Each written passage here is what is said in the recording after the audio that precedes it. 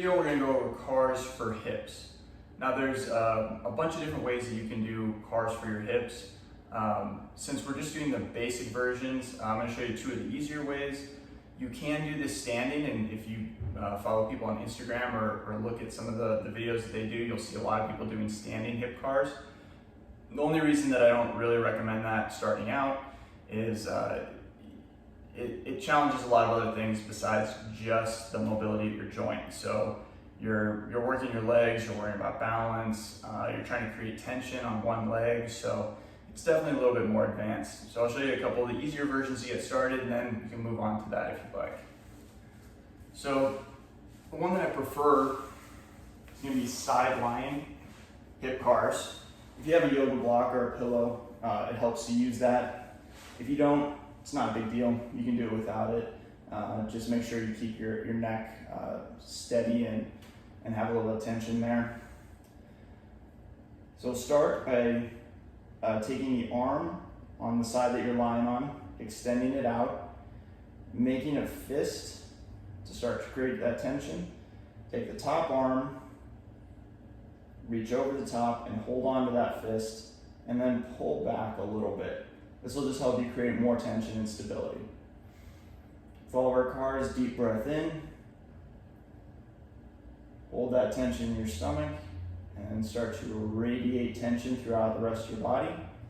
You're gonna be working the hip on the top side here. So I'm gonna start by having the bottom of my foot just kind of scrape along the floor, bring it up as high as I possibly can, kind of like you're spreading butter on a piece of toast. When I can't get any more motion out of that, bring the foot off, bring my knee up as high as I can, open up my hip, keep opening it back, and then start to internally rotate and coming back down. Then I extend back, externally rotate, pull the knee up as high as I can, keep externally rotating, and back to the starting position.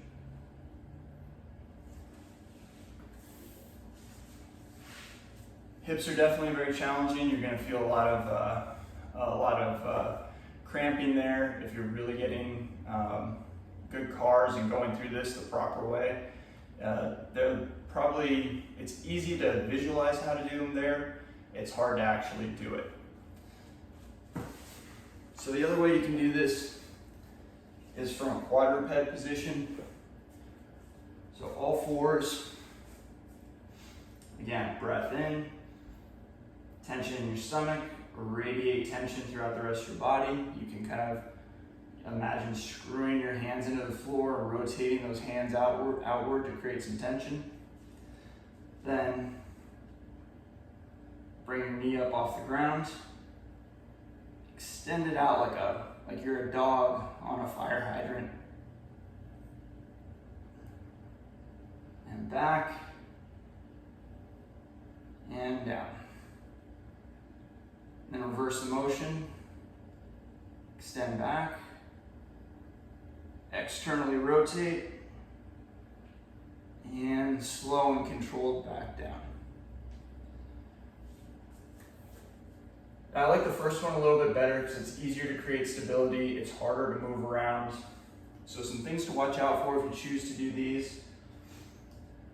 When you're bringing your leg up on this side and working the internal rotation from your hip, you have to make sure that your opposite side elbow doesn't start to collapse. So that's one thing that you're going to start to see, is that to compensate and get more range of motion, your elbows are going to start to flare out a little bit, especially the one on the opposite side of the leg you're working. It's just a natural thing that happens, that you're going to start to move around a little bit. You're also going to you're going to start to see that your body's going to want to tilt to move up. And that's not a good thing. Ideally, again, we're just isolating motion in the hip. So you want to keep everything else still, and if it means that your hip can only go up this high, then that's your range of motion and that's where you should be working. Tilting to try and get it higher isn't really serving the purpose of this. So even though it's a little bit harder to keep that stable position, it is one that you can definitely work on and work up towards. But for beginners, I would suggest doing the sideline cars and working on them from there.